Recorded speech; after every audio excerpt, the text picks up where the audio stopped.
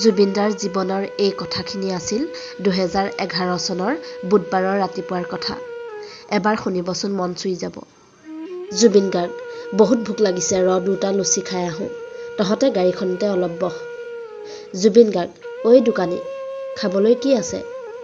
দোকানী, দাদা লুচি আৰু ভাজি। দোকানী, দাদা লুচি কেইটা দিম? জুবিন গাৰ্গ, দুটা দে পাতলকৈ। দোকানী, বাৰু দাদা 2 মিনিট। জুবিন গাৰ্গ, কোনো কথা নাই, তই বনা, মোৰ ভোক লাগিছে বহুত, অলপ পাৰিলে সোনকালে কৰিবিচোন। প্ৰগ্ৰেম কৰি আহিছোঁ, ৰাতিটো একো খোৱা নাই। দোকানী, 2 মিনিটৰ পাছত। দাদা, আপোনাৰ লুচি।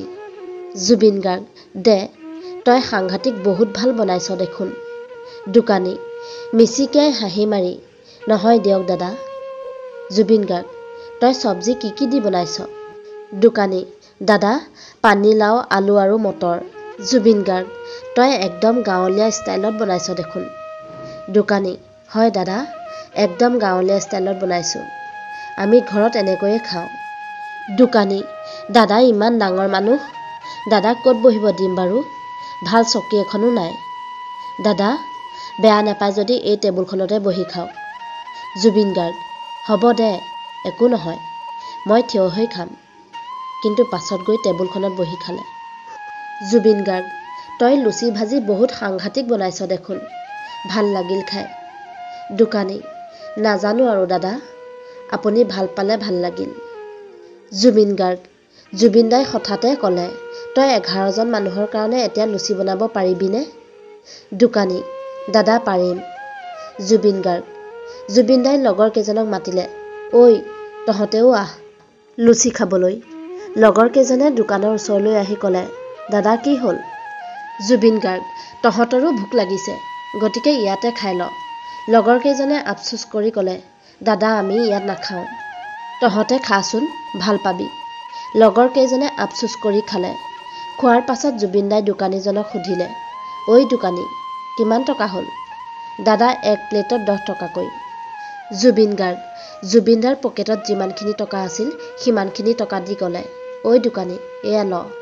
দোকানী, দাদা 120 টকাহে হৈছে, আপুনি মোক 3000 টকা দিলে যে। ল, একো নহয়, তই ৰাখচোন, কিবা বিপদ হ'লে কবি, মই আছোঁ, ইয়াতে আহি থাকোঁ। দোকানী, বাৰু দাদা। জুবিন গাৰ্গ, লুচি ভাজি খাই টকা দি গুচি গ'ল। জুবিন গাৰ্গ, জুবিন দাই 6 দিনৰ পাছত গৈ আকৌ ক'লে, ঐ দোকানী, খাবলৈ কি আছে? দোকানী, দাদা লুচি। জুবিন গাৰ্গ, 2খন লুচি দে, বেছি নহয়। দোকানী, বাৰু দাদা। জুবিন দাই লুচি খাই দোকানীজনক 500 টকা দিলে। দোকানী, দাদা 10 টকাহে হয়, আপুনি মোক 500 টকা দিলে যে। তই ৰাখি থ, আৰু লাগিলে কবি। অলপ দিনৰ পিছত। জুবিন গাৰ্গ, ঐ দোকানী, তোৰ ঘৰ ক'ত? তোৰ নামটো কি? দোকানী, দাদা মই শদিয়াৰ, সোণোৱাল কছাৰীৰ ল'ৰা অমুক। জুবিন গাৰ্গ, তই সোণোৱাল কছাৰীৰ ল'ৰাহে? হয় দাদা, তোক মই আজিৰ পৰা কছাৰী বুলি মাতিম। দোকানী, হ'ব দাদা। জুবিন দাই দোকানীজনক কেৱল কছাৰী বুলি মাতিছিল। কছাৰী নামৰ বাহিৰে আৰু একো বুলি মতা নাছিল। এদিন হঠাৎ জুবিন দাই আহি দোকানীজনক সুধিলে, ঐ কছাৰী, তোৰ দোকানখনৰ নাম কি? দোকানী, দাদা এতিয়ালৈ ভবা নাই। জুবিন গাৰ্গ, তোৰ দোকানখনৰ নাম আজিৰ পৰা মই কছাৰী হোটেল দিলোঁ, কছাৰী হোটেল। দোকানী, ঠিক আছে দাদা, আজিৰ পৰা মোৰ দোকানখনৰ নাম কছাৰী হোটেল। দোকানীজনে কছাৰী হোটেল বুলি নামটো ৰাখি থ'লে, আৰু এতিয়ালৈ আছে। জুবিন দাই এনেকৈ কছাৰী হোটেলৰ টেবুলত বহি লুচি ভাজি খাইছিল, কেতিয়াবা চকীত বহি, কেতিয়াবা আকৌ থিয় হৈ, কেতিয়াবা আকৌ টেবুলখনত বহি। জুবিন দাই কছাৰীৰ দোকানত লুচি ভাজি খোৱা দেখি তাত বহুতো মানুহে খাবলৈ যোৱাৰ লগতে জুবিন দাৰ লগত চেলফি উঠিব গৈছিল। লুচি ভাজি খোৱা এৰি কেতিয়াবা চেলফি ল'ব যোৱা মানুহক সময় দিছিল, কেতিয়াবা লুচি ভাজি খাই থকাৰ সময়তো চেলফি ল'ব দিছিল আৰু লৈছিল, কিন্তু জুবিন দাই কেতিয়াও কাকো বেয়া ব্যৱহাৰ কৰি গালি পৰা নাছিল বা খোৱা সময়ত চেলফি নলবি বুলি একো কোৱা নাছিল, বিন্দাছ আছিল। এনেকৈ কিছুমান দিন কছাৰী হোটেলত খাবলৈ গৈছিল আৰু গৈ কছাৰীজনৰ পৰা নাম্বাৰটো লৈ লৈছিল জুবিন দাই। জুবিন দাই এদিন হঠাতে দোকানীজনক কছাৰীজনক কল কৰি ক'লে যে আমি 11জন নলবাৰীৰ পৰা গৈ আছোঁ, তই 11জন মানুহৰ কাৰণে লুচি ভাজি বনাই থবি, আমি গৈ খাম। দোকানীজনে লুচি ভাজি 11জন মানুহৰ বাবে বনাই ৰৈ আছিল যদিও জুবিন দাই খাবলৈ নাহিল। খাবলৈ অহা নাছিল যদিও কল কৰি কৈছিল, তই চিন্তা নকৰিবি, কালি আমি গৈ আছোঁ। নেক্সট ডে জুবিন দাই কছাৰী হোটেলত আহি একো নোকোৱাকৈ দোকানীজনক মানে কছাৰীক 5,000 টকা দিলে। কিন্তু দোকানীজনে ক'লে, দাদা আপুনি মোক 5,000 টকা কিয় দিলে? জুবিন দাই কৈছিল, তই 11জন মানুহৰ বাবে যিখিনি কষ্ট কৰি লুচি ভাজি বনাই ৰাখিছিলি তাৰ বাবে মই তোক দিলোঁ।